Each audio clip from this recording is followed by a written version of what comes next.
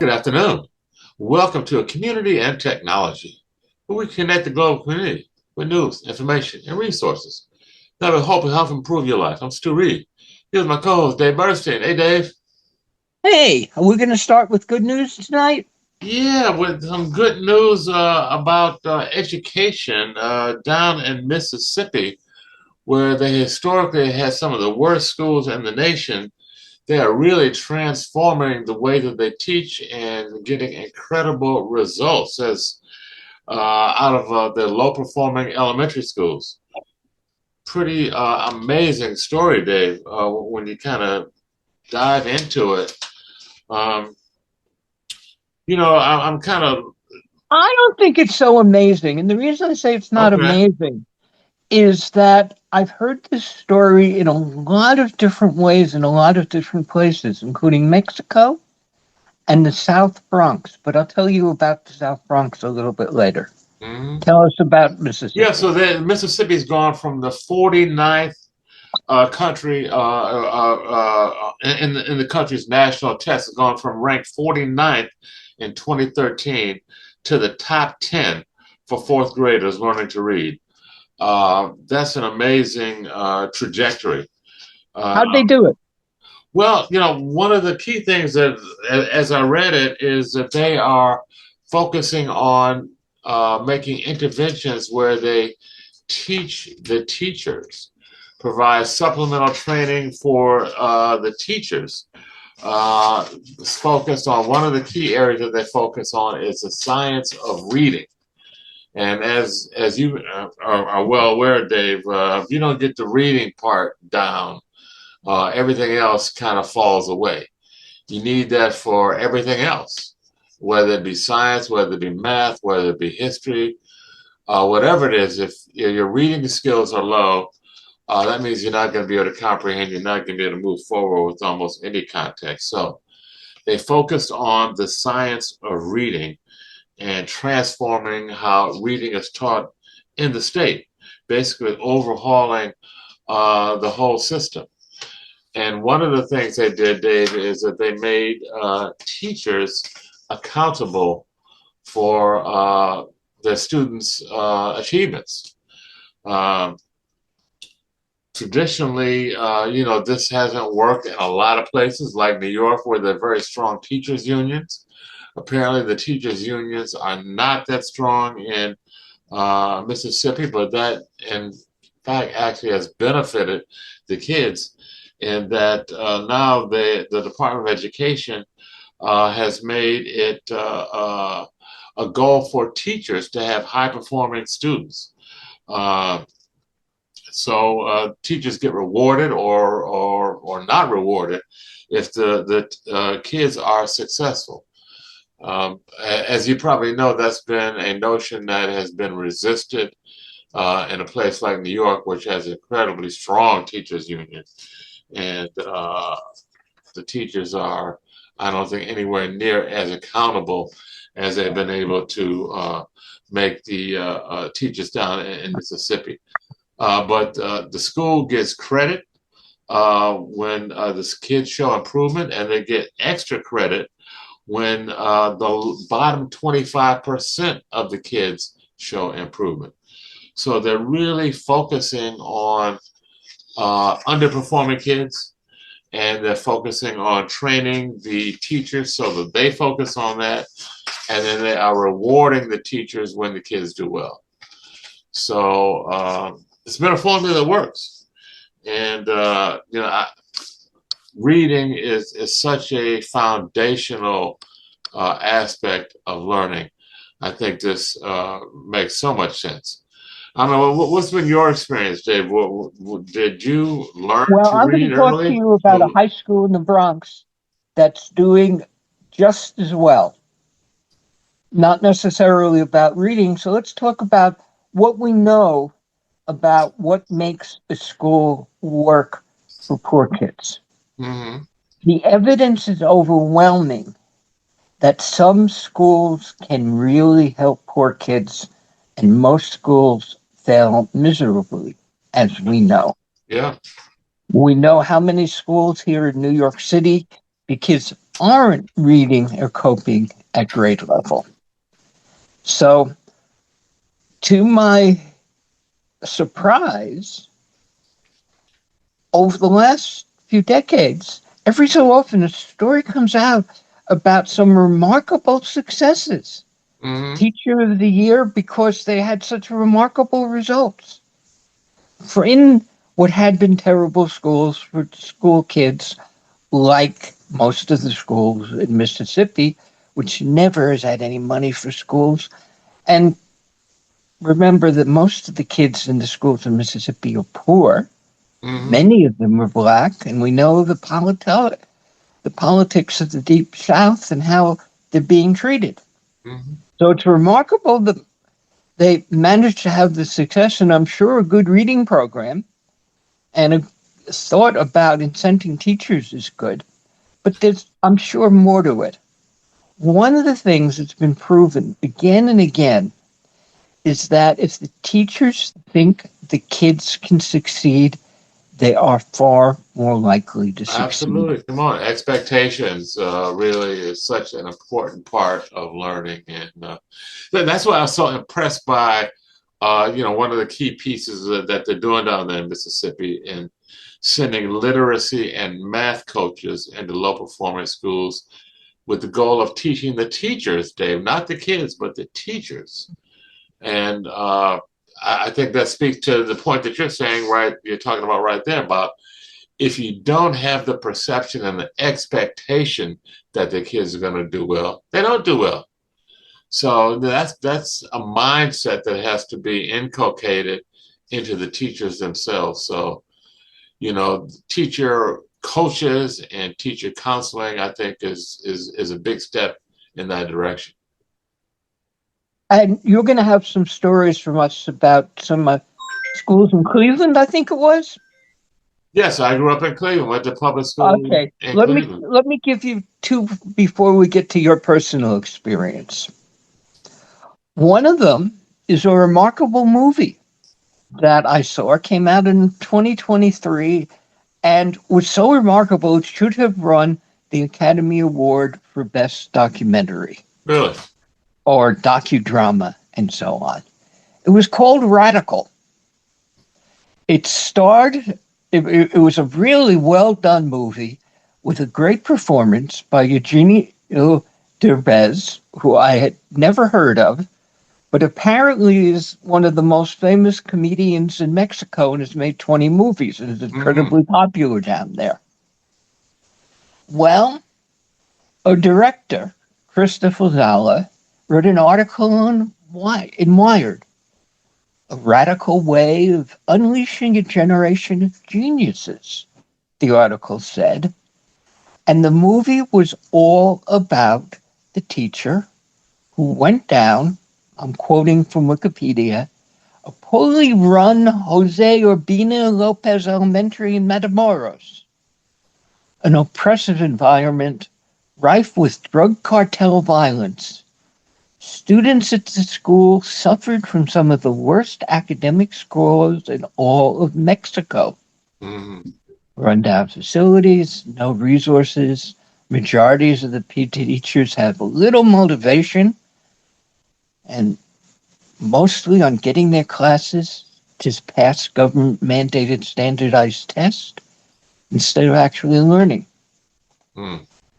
Sergio, and What this what was a time what real time frame we're talking about on this in particular 2000 thing? and 2011, Okay. Sergio surprised his sixth graders by taking an unorthodox approach, and the acting was fabulous, Hmm. showing it up. And he came to the New York screening, as did the actor. By taking an unorthodox approach to teaching, encourages them to solve problems creatively, Hmm. think mathematically. He transformed the classrooms, turning all the desks upside down, Wow. hypothetically represent like boats in an ocean. They can each hold a certain number of people. Through this new method, he's able to get his students to determine the right answer for how many people can fit in a lifeboat. Hmm. When the school principal came in, he was as baffled as the kids were. The style of teaching began to have a positive effect on the children academically, given the class the ability to think and a teacher who would inspire them. Well, let's see what happens. The This Sergio, is in Mexico, right, Dave? this is in Mexico, Mm-hmm. Matamoros, movie that I saw here in the screening in New York because they were looking for an Oscar and they were good enough they should have had it. With a guidance from his student Paloma, he convinces her father to let her pursue her dreams, Mm-hmm. rushes to the school, urges the class to keep believing in themselves. His students take heart and do extremely well. Many of them went on to enormous success, worked for big tech companies in the United States, and were winning awards and getting an article and a movie made Mm-hmm. about how successful they were. Well, that sounds like an exceptional teacher that came in and really impacted not just his students in his classroom, but impacted the entire school. And I went to the South Bronx and met this principal of a school called Kappa, a high school Mm-hmm. in the South Bronx, which is showing me the same thing. Okay. A friend of mine's daughter finally got a visa to come join her in the United States. Her mother has been in the country for 8 years. She's been living with relatives back home, Liberia or Guinea, one or the other. They have relatives in both. And finally got here Mm-hmm. and needed to go to high school. But as everybody in New York knows, New York schools are not an easy system to work with. And Maria wasn't having much success getting her daughter into a good school. So I said, well, I know how to work with bureaucracies a little bit. My grandmother actually was a New York City school teacher a long Okay. time ago. Mm-hmm. And so I went up, talked to the city councilman up there to get some help, went to the school, called the school, made an appointment, and the principal saw me in the hall and started talking to me. And we talked for about half an hour. And it was obvious why the numbers out of her school, it's called Kappa, I forget what it stands for, Mm-hmm. in the South Bronx on Fordham Road, with 5 other schools in the same building that used to be a high school that was one of the worst in the country before it closed, Mm-hmm. was getting remarkable results and a huge percentage of the students above grade level graduating and getting into college. Numbers in the 80s and 90s what did they percent. do? They what structure or the principal, the curriculum? What was it? I got a chance to walk through it. I could see the kids. They clearly were being taken care of and treated with respect. Mm-hmm. They were almost all Black and Latino. We're talking the South Bronx. They were in a school whose building had some renovations, but did have metal detectors and guards to get in. And I saw some of the teachers. The kids were interacting with each other. I saw the curriculum was really tough, something called an International Baccalaureate curriculum. Mm-hmm. And the first thing I had known, because I researched the schools for her daughter, was that they were getting remarkable results. Not just graduation, but getting into colleges. Mm-hmm. Okay.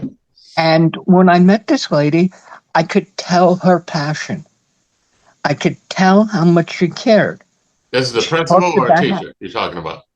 the principal, who had Okay. been a teacher and Mm-hmm. now was a principal in the school called Kappa in the South Bronx, who's getting incredible results with kids that in many other places we know would have been failing. Mm-hmm.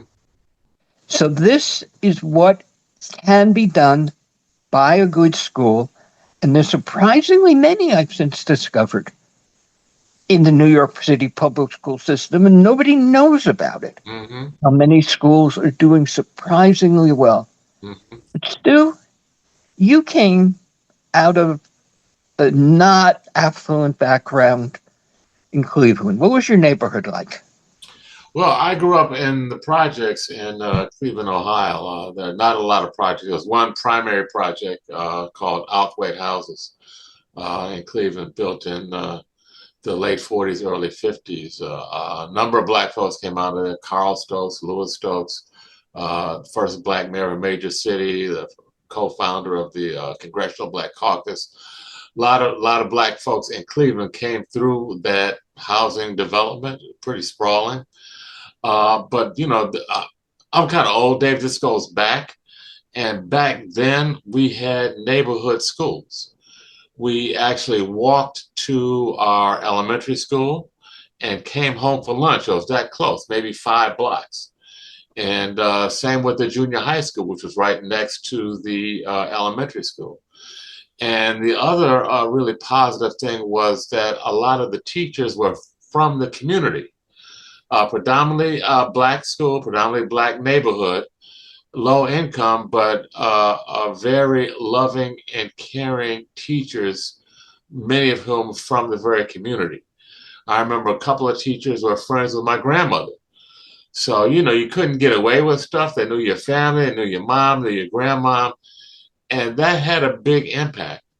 The other thing that, you talked about the expectations of the teachers and how that impacts the kids. Uh, I think, again, because so many of the faculty was from the community, knew the community, they had big expectations for the kids. They expected us to do well, and they nurtured us and pushed us. And I think that was really important foundation for me, as the Mississippi school example shows. The early days, early years are so important to get the basic skills, to get your basic headset about learning, to learn how to learn, to learn how to problem solve. Those things happen really early on, or they don't very often. So the elementary school really sets the tone, and I think for me, there was one school in the community, Outhwaite Elementary School, and we went there, and like I said, it was a very nurturing environment. And interestingly, Dave, my fifth grade science teacher, I loved science as a young kid. My fifth grade science teacher, who just happened to be a white guy, just coincidentally, he had such a enthusiastic approach to the subject. He would bring in stuff from home. He would bring in insects and different animals, creatures, small creatures that we studied. He just kind of brought science to life with the examples How and many different things. years ago were you in fifth grade, roughly? Was This it, is the was this it the night five decades ago? this the 1950s days. I'm telling my age. This was the 1950s I'm talking about. But anyway, But you still remember him. oh yeah, absolutely. I'm going to tell you why I still remember him, because fifth grade now. I'm a fifth grade kid, and the science teacher says, "Oh, I'm leaving. I'm going to another school." And I invited him home, Dave, to meet my parents. That's just how much I was impressed by this guy and his relationship with me that he had built. And I invited him home. I remember he came and visited in a driving rainstorm, and visited my mom, and he became a family friend. That was the friend of the families throughout my school uh, career in Cleveland. And as a matter of fact, through junior high school, he would bring books and records to the family. He kind of became a mentor. And he is the one, Dave, that said, you might want to consider Columbia University, a school that my dad went to. And I've kind of heard of Columbia, but I didn't know anything about it. Meanwhile, the guidance counselors in my high school were encouraging folks to stay local, go to a community school, stay in Cleveland, don't venture too far out. It's too much. Don't be too ambitious. But this particular teacher, Well, back then, a black student coming from Cleveland didn't have much reason to think they Yeah. would have a chance to go to Columbia. Yeah, but you know, It was interestingly, starting to Dave, change not then. just this teacher. There were other teachers. There were about, and again, you know, I graduated in the '60s, just as the elite schools were starting to open up to black folks. There were about 10 folks from my high school. It was the one of the biggest high schools in Cleveland.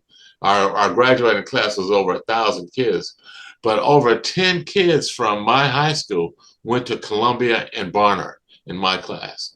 So that was pretty amazing.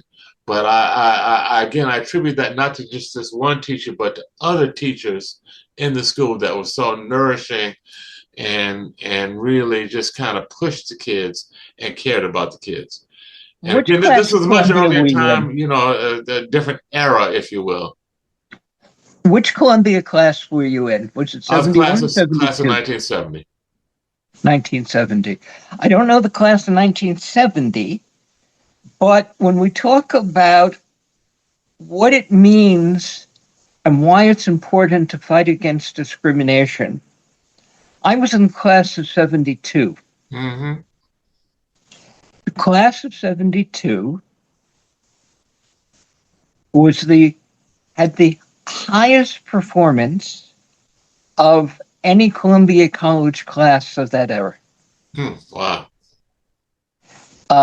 And as you know, those were the kids who came in 1968. Mm-hmm. That was when Columbia was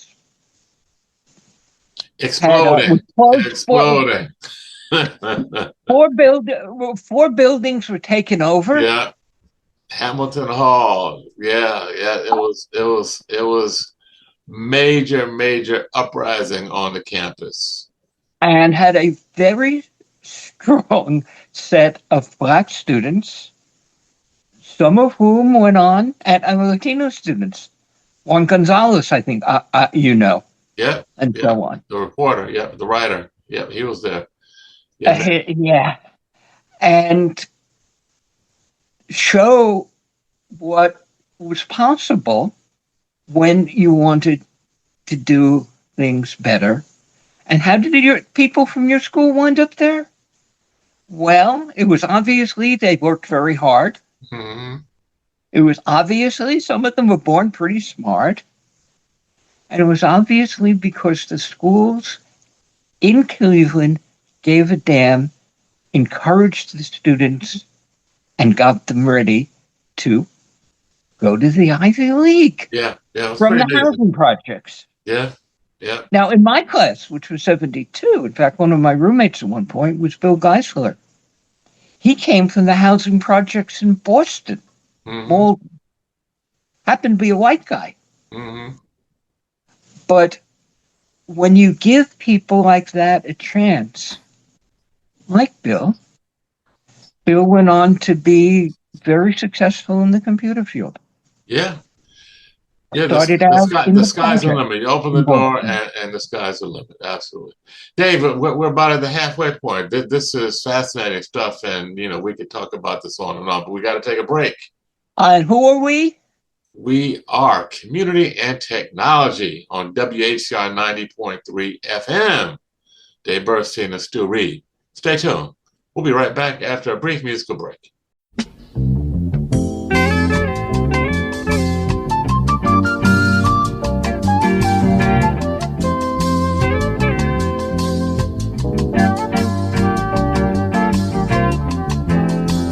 If you're driving through the country on a lazy afternoon,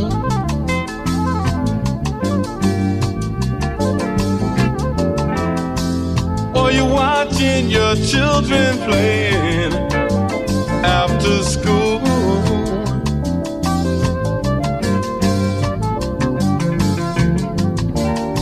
they seem to be so unaware of, I know, the things that they'll soon have to take care of.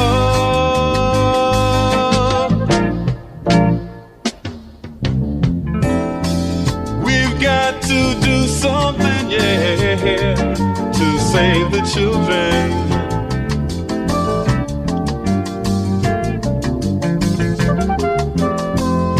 Soon it will be their turns to try and save the world.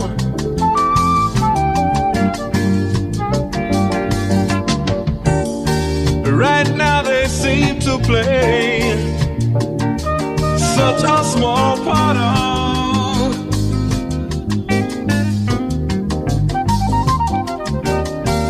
the things that they'll soon be right at the heart of.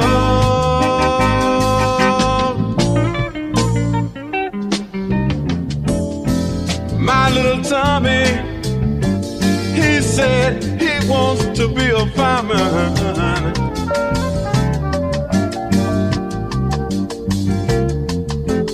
And little Mary, she said she got to teach school.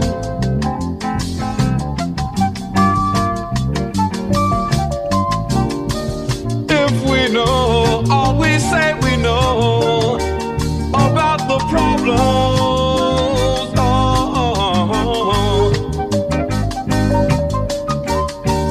why can't we do something to try and solve them?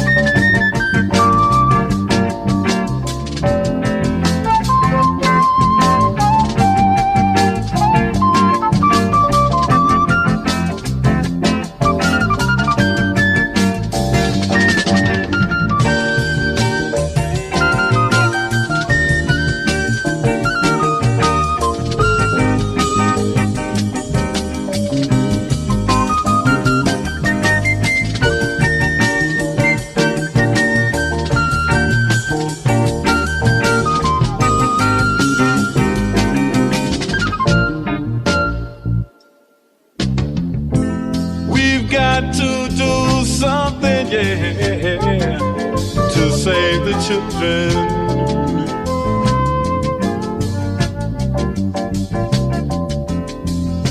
Soon it will be their turns to try and save the world.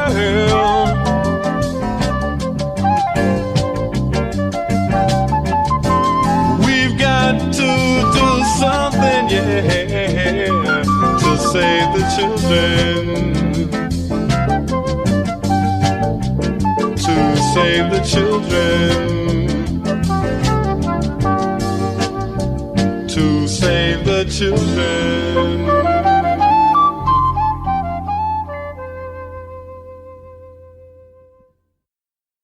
Okay, we're back. Community and Technology, Dave Burstein and Stu Reid right here on WHR 90.3 FM. Dave, before the break, we were having a really lively discussion about education. And we were sharing some of our personal experiences of our early education. Myself in Cleveland, growing up in the projects in Cleveland, and yourself growing up here in New York City. And kind of looking at some of the examples of big story down in Mississippi about how they're having breakthroughs and really increasing the performance of the kids. One of the key pieces is providing coaches and counselors to the teachers, not to the kids, but to the teachers, and holding the teachers accountable and rewarding them when their kids do well. A couple of really important, I think, aspects to education. Before we move on, did you want to recap or mention any other comments about that story? Well, the thing I was delighted to learn, or disappointed to learn, or discouraged after I had learned, is it's clearly possible for good teachers to inspire kids, almost any kids, to do well. Mm-hmm. And we have that example from Mississippi. I gave an example from a high school here in New York that I visited. There was a remarkable example that made a great movie a few years ago from Matamoros, Mexico. And there's book after book and article after article about schools that can succeed. Mm-hmm. And why that isn't happening? Why? Well, that's something I have no expertise on. Yeah, But I've seen enough and learned enough, and you're telling me enough that schools can succeed and we should not be giving up on kids. absolutely Period. not. Absolutely not. And I think, my takeaway from this conversation is that, the teachers really make the difference. And if the school system can be set up to encourage the teachers, to educate the teachers, to reward the teachers appropriately, that just makes a tremendous difference. I know, again, back to my personal experience, it was the teachers that really propelled me, that helped give me direction and support when I needed it the most. So what else we got, Dave? I know you wanted to talk a little bit. We got a whole lot. Let's give people some good news. Okay. Let's What do you start got? with the story at the top. New York City, how many people were shot this year? I don't have the number, but I understand the numbers are going down. Is that right? Down 24% Wow. as of late December from the year before. Wow, that's a big drop. Some of the lowest numbers in the last 50 years. A fewer than another city like Philadelphia, which has only a third of New York City's population. The 851 people were hit by gunfire through December 28th, compared to 1,090 the year before.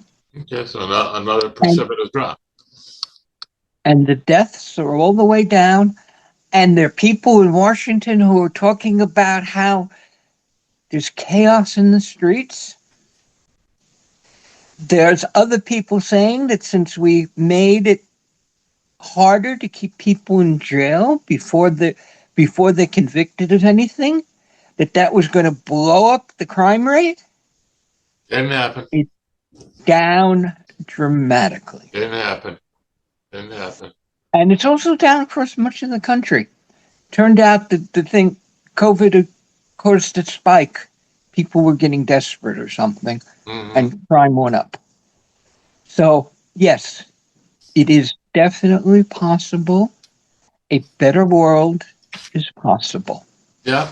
And that's why we are still here fighting, despite the many, many lies that we've been hearing.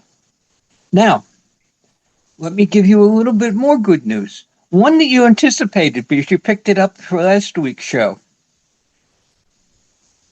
No. I'm out of sequence. Another one. Dr. Alistair McAlpin, who works in Canada, but takes his vacations in places like Peru, went down there a few years ago. The diarrhea ward was overflowing when he went there a few years ago, he said. In Peru, there was a terrible problem with young kids and diarrhea disease, as there is among much of the country. Well, he went down there again, what normally is the height of the season. The diarrhea ward was empty. What happened? Because the rotavirus vaccine had dramatically knocked the problem down. What's the vaccine, Dave? This is a new vaccine? I don't know whether it's new or it's new to being given to a lot of people. Vaccines have struggled to get out there in some cases. And rotavirus kills a whole lot of kills through diarrhea. It's worth knowing that the rate of kids who have died from diarrhea, which was enormous back when I was studying biology 50 years ago, went all the way down, even though things like IV fluids are too expensive for the typical hospital in a poor country in Africa. They developed, and this is, I think, 20 years ago or so, a alternative feed of giving. It's basically a rice syrup that gets calories in to the kid, despite the diarrhea, and they make it through. But the rotavirus vaccine emptied the wards in this particular Wow. hospital. Now, Wow. there's lots of That's opinions good about news. vaccines out there. Hmm. I personally believe they save a lot of lives. Most doctors agree with me on that. Nearly all doctors agree with that, but not all. And you'll have to make up your own decision. I personally get every kind of vaccine that makes sense, which now includes, I'm old, the shingles vaccine. Hmm. Remarkable results in the last few years. People got fewer heart attacks if they had had a shingles vaccine. What? Turns out that what a vaccine does is it kicks up your immune system. Hmm. It's designed to kick up the immune system against polio or shingles or whatever. But apparently, in the case of the shingles vaccine, it kicks up the immune system in general, and Nice. it's good for your health. Hmm. Now, And you will have what's to this make that say your own about decision. the meningitis vaccine being the U.S. is no Uh, longer recommending it, Dave? What is that about? well, as many of you know, the Secretary of Health has told the CDC to cut back on the recommendations on childhood vaccines. I do not know whether some of his decisions are right or wrong. Some of the things that fellow has been saying, like it's more important, it's exercise and good food may be more important than anything a doctor could ever do for you. Hmm. And that's certainly at least partly true. But they cut back on a lot of vaccines. And the other thing I sent over to you was a doctor who was talking about how horrified he was because he had been treating kids with the terrible disease, meningitis. Hmm. Presumably, some of them he lost. Meningitis is an inflammation of the meninges in the nervous system. And that one of the vaccines cut back on by Robert Kennedy was the meningitis vaccine. And he's had to take care of the students who had terrible diseases because they weren't vaccinated. Mm. Wow. You will have to make your own decisions. We all know it's controversial. We all know the opinion of our current government is kind of mixed. But everything I know from the best doctors I read, well, this doctor went back to Peru where he would go instead of taking a vacation in the Caribbean, going to the beach, he would go to work in a hospital in Peru. And there just weren't as many patients since they started getting some new Yeah, vaccines. they can That, work. Yeah. now, less happy news, which I was about to give you because I was out of sequence. Last week's show, you anticipated this. Well, it was Martin Luther King's Day, and it was bringing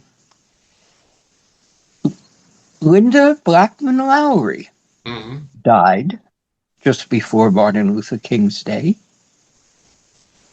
She was 75, and when she was 14, she marched with Dr. King in Selma. You were starting to tell that story before we ran out of time last week. Give us some more. Yeah, well, she was quite a young lady. She started marching as a youngster. Um, Apparently, what motivated her is she witnessed the trauma that her family endured when her mother died from childbirth complications, having been denied a blood transfusion due to her race. So, as a young child, she saw that.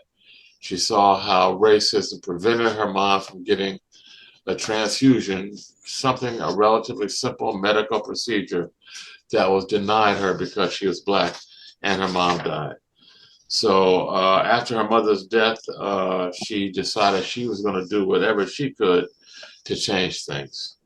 So by age 14, Dave, this is Linda Blackman Lowry. By age 14, she had marched for justice. She'd been jailed 9 times and was beaten on Bloody Sunday in 1965, just as she was turning 15 years old. As you know, and as I'm sure many of our listeners know, that was a historic march that started to really turn the tide in public opinion here in the U.S. Miss Lowry went on to become a mental health professional, and she wrote an acclaimed memoir called Turning 15 on the Road to Freedom, which eventually became a widely used teaching tool later on with many kids. And, it's about her story of being a Selma foot soldier and her struggles in the struggle. And I'm quoting from her. She says, I tell the kids, I still tell them to believe in themselves because there's nobody greater walking this earth than you are right now. Believe in who you are. Even though all those bricks and stones are going to be thrown at you, be still and believe in you. So that was her mantra, and that's the legacy of Dr. Linda Blackman. Quite a lady. Blackman Lowry, I should say her name properly. Dr. Linda Blackman Lowry just passed away at age 75 just last week in Selma, Alabama. So you've seen the movie Selma, haven't you? Yes, not in a long time, but yes, I have seen it. Yep. Yeah. Came out in 2014. Yeah. Anybody who hasn't seen it should. Yeah, absolutely. It's one of the greatest movies I've ever seen. We lived through such traumatic times, Dave. We saw such upheaval here in this country and around the world, but particularly in this country around the whole civil rights struggle and upheaval. And, I think it's really important that the young kids see this stuff. I started watching, I couldn't stay up to finish it, but I started watching Spike Lee's Malcolm X again last night. It was on TV in commemoration of Dr. King's birthday. And wow, what an incredible presence and spokesperson and leader and just courageous fighter for people of color and people everywhere was Malcolm X. And Spike Lee. Yeah. Spike Lee did it. Tell stories like that. Spike Lee told the story. What an important story. That movie will help spread the word and the message of Malcolm X for generations to come. Really important movie. And I know the old folks that are listening to this show don't need to hear anything about it. We lived it. But for the young folks, for our kids, for our grandkids, please share that movie with them. There's so much to learn about our history here in America. Yeah. And Selma, about Malcolm X. I spent a lot of years at WBAI, and every year on Martin Luther King's birthday, we had celebration of Martin Luther King, and Malcolm X. Mm. And we had a whole lot of their own speeches, and we played them all day long. Mm. And I'm sure that certainly some of the things that Malcolm did before when he was had another name, were criminal. And he was redeemed. He had his it was that background that helped him learn, Dave, about exactly how this country works and doesn't work. But we're getting too serious. let me bring it. Let's get a little less serious. Do you know the connection that our show has with Spike Lee? Community and technology and Spike Lee connection. No, Dave. Jenny Bourne, who has helped out I on the imagine show. it's Jenny, Dave's significant other. Jenny Bourne is a renowned filmmaker herself, videographer. Go ahead, Dave. She did some voiceovers for the making of Spike Lee's Do the Right Thing. Okay. So she got to work on them. And of course, they both went to NYU Film School. Mm-hmm. But Selma is a movie not to forget. Malcolm X has learned good. Well, he went on the road to Damascus and had his vision. Yes, he did. Yes, he And did. since I'm trying not to be so serious, because we've been too bloody serious in this show, do you know that there actually is a Damascus gate from the old city of Jerusalem, from which comes out the road that goes to Damascus? Mm-hmm. Been there. Okay. Now, if you start on the road of Damascus, where is it St. Peter or St. Paul? I think it was St. Paul discovered why to be a Christian. Yeah, I think it was Paul. Mm-hmm. Yeah. What do you think you would see in volume for the first few blocks on the road to Damascus from Jerusalem today? I hesitate to even take a guess, Dave. What's it look like? It has some great falafel stands. Some great for what?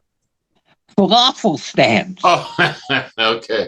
Well, at least it wasn't McDonald's. No, that's a Champs-Élysées in Paris. It is the busiest McDonald's in the world. But there really is a road to Damascus, and I discovered I was on it once. Mm-hmm. We got about 5 minutes left, Dave. You got a couple of kickers there to choose from. Pick one. Okay. Well, I want to just mention a technology toy, if you will. I guess it's more than a toy. It may evolve to become a real tool. But the Meta just came out with some new smart glasses that enable folks to kind of. Let me take it because I've seen them. You have you? Meta's new glasses. Okay. Meta Ray-Bans cost $900. And the New York can't mention price. They're expensive. Not supposed to mention price on the air, Dick. Apology. I will say that the New York Times said that they were not worth the $900 they cost. Okay. Which I'm sure I can say on the radio. Because they were too heavy, uncomfortable, and had a very short battery life. But what do they do, Dave? But what they have is two things. They connect, I assume over Bluetooth, to your cell phone in your pocket, right, or your purse, and hook you up to the internet, and hook you up to not just Alexa, but all the AIs that you can get from anywhere, including, since it's Meta, the Facebook AI. You can hear them. It's working. Instead of headphones, it does bone conduction by your ear, and you actually can hear what is coming over from the AI. It has a microphone, so you can talk to the AI and ask questions. It has a camera. It takes pictures. And it has a screen-like projection on the glasses that you can see anything that you could see on the internet or conversing with ChatGPT or a movie for that matter, although it's not sharp enough to do that. Now, the New York Times says this one doesn't work so well, too heavy, battery dies too soon, and so on. But there are at least a dozen others hitting the market soon, probably including Apple, definitely including Google. At least 6 coming out of China. I was going to say, wait till the Chinese get hold of that, yeah. And there will be a whole lot of glass holes coming soon. Yeah. Glass hole. somebody who walks around with a pair of glasses that connects them to the internet, You and call they're it paying a attention glass to their hole day? glasses instead of what they can see. Yeah. Searching for it if Google was the most famous glass hole. It turned out the ones that Google made never quite worked very well, and they had to pull them off the market. But they are coming back. In the next few years, you're going to see a lot of people walking around with them. Wow, that's more connectivity than I care to have, but I'm impressed with the technology, and it's certainly gonna. It looks like the trajectory of the technology, as you said, Dave, is going to get better and better and cheaper, and probably soon proliferate the our space. They're going to be fighting really hard to make that happen. And we know the technology, when there are 10 companies chasing the same technology, tends to move very, very Yeah, fast. yeah. Okay, did you have a kicker, Dave? I know you like to have a little. That was supposed to be my kicker. Oh, that was your kicker. Okay. If I've got another minute, I've got a couple of others. I have some good ones here. Yeah, Dave likes to finish the show with a little surprise ending every week, and that was one. I mean, and certainly that what we talked about earlier, the cows scratching themselves with a broom. I mean, wow, Dave. That was one. That was priceless. You're not going to be able to talk to the animals in the way Dr. Dolittle did, because they have a totally different language and totally different ways of thinking. Right. That's the hardest point. They now actually can work, for example, with dolphin sounds and whale sounds and talk to other dolphins by duplicating what the dolphin does. But we don't really understand we know what it means because we see how the other dolphin is reacting to it, but we really don't understand how the language works. Yeah, that's a whole nother science, David. And I'd like to maybe at some point devote a show to animals and their communications and their extreme intelligence, which we just totally overlook and don't even pay attention to. We're so busy treating them as pests or eating them. We just not paying attention. There's some remarkable things they've been finding the last 20 years, and the last 2 or 3 years in particular, when AI has jumped into decoding the languages. Yeah. Okay, well, that's about it for us. Thanks, Dave. This has been Community and Technology on WHCR 90.3 FM every Wednesday, 5 p.m. and streaming live on WHCR.org. Tune in, check us out. Just might learn something. Thanks. Good night.